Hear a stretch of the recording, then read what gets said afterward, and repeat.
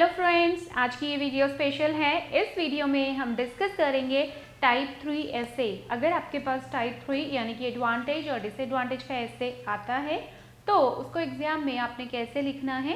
And in this video the template that I am going to share is specially for the students जिनकी band requirement 6 band है या 6.5 band है, क्योंकि इस template के अंदर मैंने बहुत ज़्यादा एडवांस्ड वोकैबुलरी वर्ड्स यूज़ नहीं किए हैं। मैंने कोशिश की है उसको सिंपल रखने की, ताकि आपकी अपनी जो खुद के सेंटेंसेस आप बनाएंगे जो बहुत सिंपल होंगे उनको आप आसानी से इसमें जेल कर सकते हैं।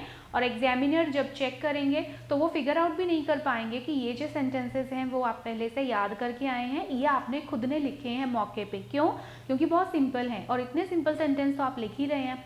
लेकिन बेनिफिट क्या होगा, आपका टाइम सेव हो जाएगा। आपको इतना कुछ सोचने की बजाय हाफ ऑफ द ऐसे इज ऑलरेडी डन, बाकी जो रेस्ट हाफ होगा वो हाफ ऐसे ही आपको सोचना पड़ेगा। So you will get a lot of time to think and write in your final exam. ठीक है, तो अब हम डिस्कस करते हैं advantages and disadvantages. The very first introduction. अब इंट्रोडक्शन हमने कैसे लिखना है वो हम डिस्कस करेंगे। तो first is in the contemporary era. Contemporary का मतलब होता है nowadays, these days. So instead of writing nowadays और दीज डेज हम लिखेंगे इन द कंटेम्प्रेरी एरा, आजकल। Everyone thinks in the same line that, in the same line means everyone agree, हर कोई ऐसा ही सोचता है। क्या? फिर यहाँ पर जो हमारे पास टॉपिक होगा वो टॉपिक हम यहाँ पर लिख देंगे। अब टॉपिक क्या है? जैसे मोबाइल फोन्स की हम बात करते हैं। Mobile phones are gaining popularity and each and every individual carries an mobile phone in his or her hand. ठीक है, तो अब इस पर कोई डाउट नहीं है, इसमें कोई शक नहीं है। हर कोई ऐसा ही सोचता है कि ये जो स्टेटमेंट है ये सही है, बिल्कुल ऐसा ही होता है। Some people think that it is beneficial for individuals, कुछ लोगों का मानना है कि ये फ़ायदेमंद है लोगों के लिए, and has changed their life, और इसकी वजह से उनकी लाइफ चेंज हो गई है। जैसे हम मोबाइल की बात करते हैं तो लोगों को लगता है कि जो मोबाइल फ़ोन है ये बेनिफिशियल है और उनकी लाइफ भी बदल चुकी है इसकी वजह से। However, लेकिन others think that it causes some troubles, लेकिन बाकी लोगों को लगता है कि इसकी वजह से परेशानियाँ आ रही हैं। In this essay, I would discuss both the benefits and drawbacks of the same. तो इस essay के अंदर मैंने क्या डिस्कस करना है? मैंने डिस्कस करने हैं benefits and drawbacks of the same. Same का मतलब जो ऊपर हमने टॉपिक की बात की है। So this is complete introduction. आपके पास कोई भी एडवांटेज डिसएडवांटेज का टॉपिक आता है तो आप इस इंट्रोडक्शन को लर्न करके वहाँ पर लिख करके आ सकते हैं। आपने सिर्फ टॉपिक यहाँ लिखना है और टॉपिक में भी आपने कोशिश करनी है उसको बिल्कुल कॉपी पेस्ट नहीं करना है, स्लाइटली उसमें वर्ड चेंज कर दो। अगर आप 2-4 वर्ड भी चेंज कर पाते हैं that is good enough for your requirement. बहुत ज़्यादा लाइन को मतलब चेंजेस करने की ज़रूरत नहीं है। ठीक है, so now we talk about second paragraph. Second paragraph में हमने एडवांटेजेस ही लिखने हैं, कभी भी हम डिसएडवांटेज पहले नहीं लिखते। एडवांटेज क्या है? There are numerous benefits that people enjoy. Numerous means बैनी, बहुत सारे फ़ायदे हैं जो लोग इंजॉय करते हैं बिकॉज ऑफ किसकी वजह से? Mobile phone.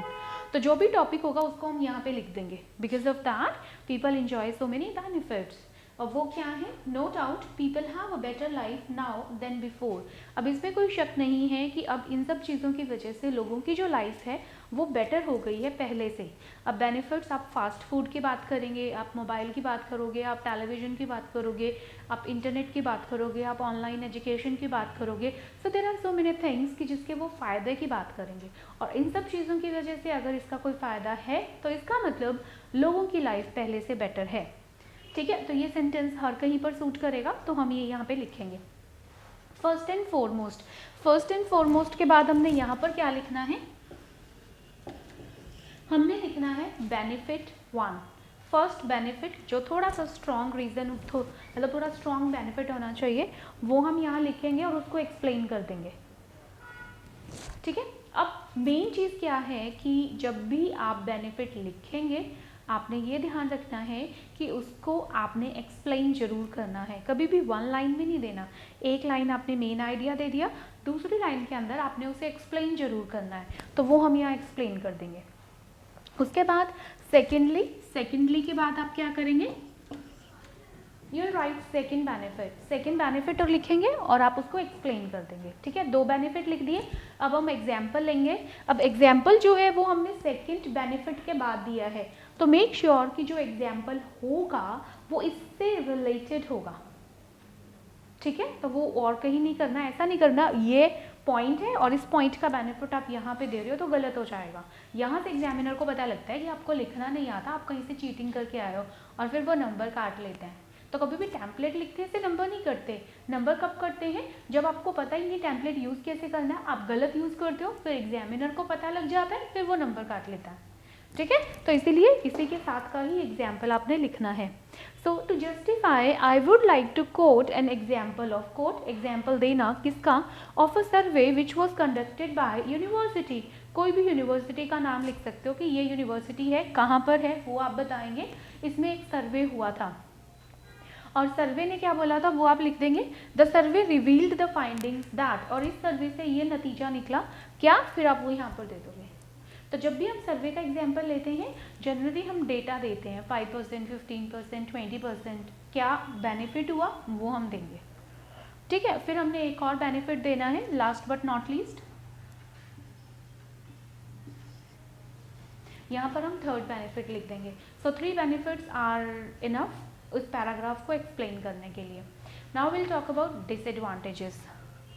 On the other hand means दूसरी तरफ, some people opine that, opine का मतलब होता है ओपिनियन देना। So some people give opinion that it causes many problems. So दूसरी तरफ कुछ लोगों का मानना है कि इसकी वजह से बहुत परेशानियाँ आती हैं। They have their own view points, ठीक है, उनकी अपनी सोच है अगर वो ऐसा सोचते हैं तो, लेकिन वो ऐसा क्यों सोचते हैं वो हम यहाँ पर देंगे। सो यहाँ पर हम डिसएडवांटेज 1, डिसएडवांटेज 2, डिसएडवांटेज 3, 2 डिसएडवांटेज आप देंगे तो सफिशिएंट है, but if you have more तो आप 3 भी दे सकते हैं, पर मेक श्योर 3 से ज़्यादा आपने डिसएडवांटेज नहीं लिखने हैं, ठीक है। आई होप यहाँ तक क्लियर हो गया है। फर्स्ट इंट्रोडक्शन जो एज इट इज लिखेंगे, फिर एडवांटेजेस एग्जाम्पल, फिर डिसएडवांटेजेस, राइट। तो अब हम डिस्कस करते हैं कंक्लूजन कि आपने कंक्लूजन में क्या लिखना है। So will start with two sum up. कोशिश करके इसको हमने सिंपल ही रखा है ताकि जब आप अपनी तरफ से लिखेंगे तो वो बहुत वेरिएशन नहीं आएगा। तो सम अप की बजाय आप हैमरिंग द लास्ट नेल भी लिख सकते हैं। अदरवाइज और भी एक्सप्रेशंस है बड़े बड़े जो पुरानी वीडियोस में मैंने डिस्कस किए हैं, लेकिन इसमें मैंने जानबूझ करके सिंपल रखा है, right. So to sum up I personally feel that, finally मेरा ये मानना है क्या, फिर यहाँ पर आप टॉपिक लिख देंगे, जैसे मोबाइल है तो क्या मानना है, that mobile phone offers more benefits than drawbacks. इसके फ़ायदे ज़्यादा हैं और नुकसान कम है। So this trend should be promoted for the betterment of everybody. फ़ायदे ज़्यादा हैं तो इसीलिए हमने क्या करना है, इसको प्रमोट करना है, इसको बढ़ावा देना है हर किसी के फ़ायदे के लिए। But people should try to reduce the demerits, पर एट द सेम टाइम लोगों ने कोशिश करनी है कि जो नुकसान है उसको वो कम करें। मतलब फ़ायदे ज़्यादा हैं, बढ़ाना है, लेकिन इसके साथ साथ क्या करना है कि जो नुकसान हैं उनको भी कम करना है, ठीक है। अब मेरे ख्याल से ये फॉर्मेट, ये टेम्पलेट आपको समझ में आ गया होगा। आप उसको याद करोगे और आपने इसे यूज़ करना है। कोई प्रॉब्लम आए तो आप कमेंट में लिख देना, मैं उस प्रॉब्लम को, आपके क्वेश्चन, आपकी क्वेरी को आंसर करने के लिए कोशिश करूँगी। And I will do also basically, ठीक है, as soon as I will do, ठीक है। और ये वीडियो आपने लाइक करना है, अपने फ्रेंड्स के साथ शेयर करना है, and do subscribe the channel अगर आपने अभी तक नहीं करा है, क्योंकि जैसे ही नई वीडियो आएगी आपके पास नोटिफिकेशन भी आ जाएगी। And keep learning with me. All the best.